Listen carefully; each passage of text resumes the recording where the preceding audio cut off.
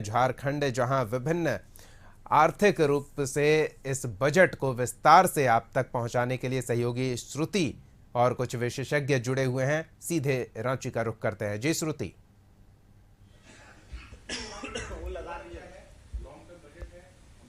जी बिल्कुल दीपक, आज जिस तरीके से आपने बताया कि पीएम मोदी के तीसरे कार्यकाल का पहला बजट निर्मला सीतारमण ने पेश कर दिया है, हमारे साथ एफजीसीसीआई के अध्यक्ष और भी कई लोग यहां पर मौजूद हैं। उनसे बात करते हैं और ये जानने की कोशिश करेंगे कि झारखंड के लिए कितना ज्यादा सही है ये बजट, इनका क्या मानना है। नमस्ते। आज जो बजट आया है ये बजट मध्यम वर्गीयों के लिए एक राहतपूर्ण बजट है और हम लोग का मानना है कि इस बजट से एक युवाओं को का जो वो उनको बूस्टअप मिलेगा और माइनिंग सेक्टर में यहाँ एक बड़ा हम लोग चाह रहे थे कि कुछ बड़ा घोषणा हो यहाँ का माइंस का, यहीं पर उसका वैल्यू एडेड हो, जो नहीं दिख रहा है। स्वास्थ्य और शिक्षा के क्षेत्र में भी हमारा झारखंड बहुत पीछे है, उसके लिए भी कुछ नई बातें स्पेशली नहीं दिख रही हैं। मूल्य दे के इनकम टैक्स में जो छूट आया है इसका बहुत दिनों से इंतजार था, ये इसमें बिल्कुल बढ़िया आया। ऑल को लेकर भी सारी छूट मिली है, 6% का छूट मिला है, उस पर क्या कुछ कहना। गोल्ड, सोने चांदी में भी गिरावट हुई है। ठीक है, सोना चांदी का गिरावट से बहुत ज़्यादा मध्यम वर्गीय को बहुत उस पर इंटरेस्ट नहीं रहता है। जिनके लिए है उनके लिए तो अच्छा ही है। हम देख रहे हैं कि सोलर पावर का भी इसमें जो अच्छा स्कीम रखा गया है, इससे हमको पर्यावरण में हमको बचत होगा, बिजली बिल से बचत राहत होगा और आने वाले गांव दूर दराज तक इसकी आवाज़ जाएगी और वहाँ के लोग भी इससे लाभान्वित होंगे।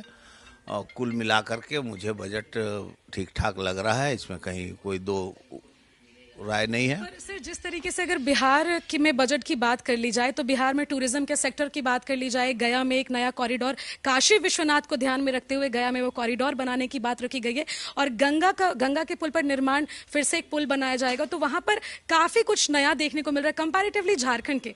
तो झारखंड में मध्यम वर्गीय लोग जिनकी आप बात कर रहे हैं, तो किस तरीके से इसे देखते हैं कि बिहार को ज्यादा कहीं ना कहीं कुछ दिया गया है और उस अपेक्षा झारखंड में बजट थोड़ा कमजोर नजर आ रहा है। निश्चित रूप से झारखंड को इसमें की उपेक्षा हुई है। हमारा बगल में बिहार है, चलिए वो थोड़ा आगे बढ़ेगा तो शायद हम लोग भी थोड़ा आगे बढ़ेंगे। बाद बाकी यहाँ का टूरिज़्म पॉलिसी या टूरिज़्म पे ध्यान देना चाहिए। यहाँ के धार्मिक क्षेत्र भी यहाँ बहुत बढ़िया है। यहाँ मधुबन और देवघर जैसे स्थान है जो पूरे विश्व में विख्यात हैं। तो ये सारी कुछ चीज़ों को ध्यान में रखते हुए करना चाहिए था, लेकिन नहीं हुआ। लेकिन जो हुआ वही ठीक है। हमको तो लगता है कि ले दे करके बजट सामान्य है और हमारे झारखंड को इसमें नई ऊर्जा मिलने की संभावना है।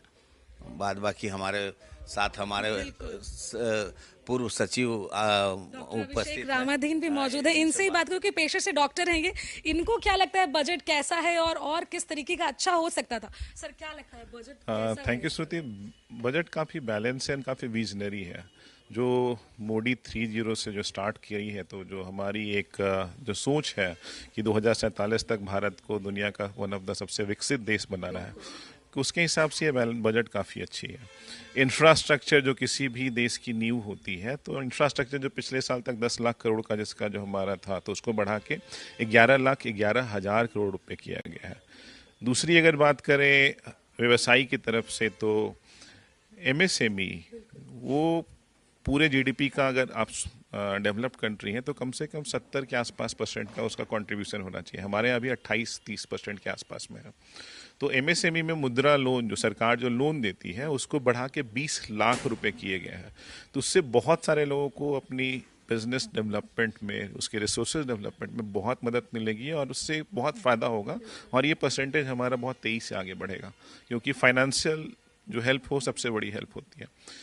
अगली अगर हम बात करें तो एक मिडिल क्लास जो हमारा व्यापारी है या मिडिल क्लास जो लोग हैं, तो ओवरऑल जो हमारी इनकम टैक्स स्लैब्स जो चेंज किए गए जिसका बहुत सालों से इंतजार था, तो these things also going to help them. और पूरे देश की अगर बात करें, हमारे झारखंड के भी स्टूडेंट्स हैं, बाहर के भी स्टूडेंट्स हैं, दे वर ऑलवेज लुकिंग फॉर क्या सडनली कुछ चमत्कार के लिए, तो कुछ तो ऐसा होता नहीं है। लेकिन 1 करोड़ लोगों को, 1 करोड़ स्टूडेंट्स को सरकार अपने पैसे से इंटर्नशिप नहीं पढ़ाएगी। पढ़ाने के लिए तो एक अलग से उन्होंने योजना रखी है कि अब भारत के अंदर में अगर आपको पढ़ना है तो government can give you 10 lakh rupees, up to 10 lakh rupees as a loan, student loan. और नया ये है कि आप पढ़ के जब बाहर आते हैं तो शुरू में आपको कोई नौकरी नहीं देना चाहता, चाहे आप बहुत सारे इंजीनियर्स हो या किसी भी डिपार्टमेंट से हो। तो अब सरकार ने एक बहुत अच्छा काम किया है इस वाले में, बहुत ज़्यादा बजट नहीं है उसकी, लेकिन इट्स अ ग्रेट इनिशिएटिव।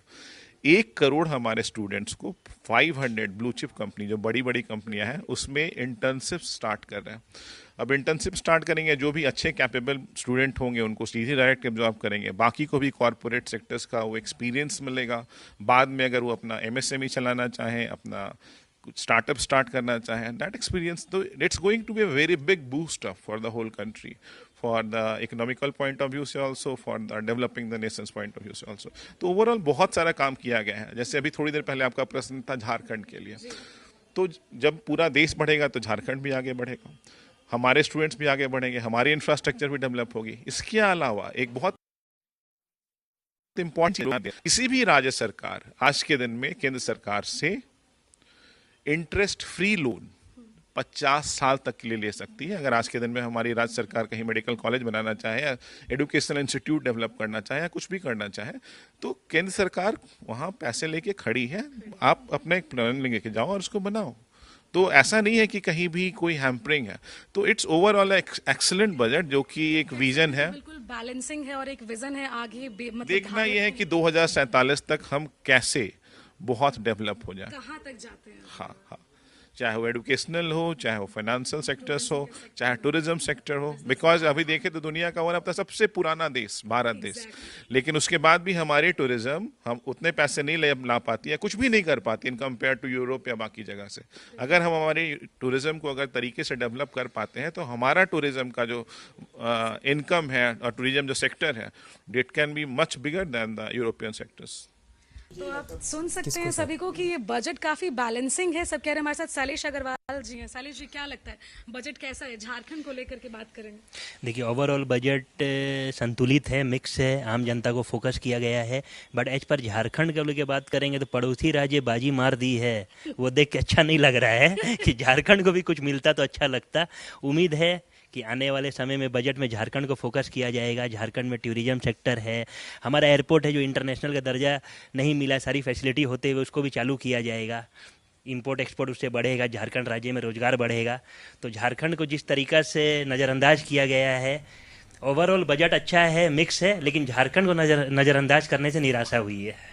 निराशा हुई है क्योंकि बिहार में देखा जाए पड़ोसी राज्य है हमारा, तो वहां पर बैलेंसिंग बताया जा रहा है। पर अभिषेक रामाधीन बिल्कुल श्रुति, हम आपके पास फिर लौटेंगे।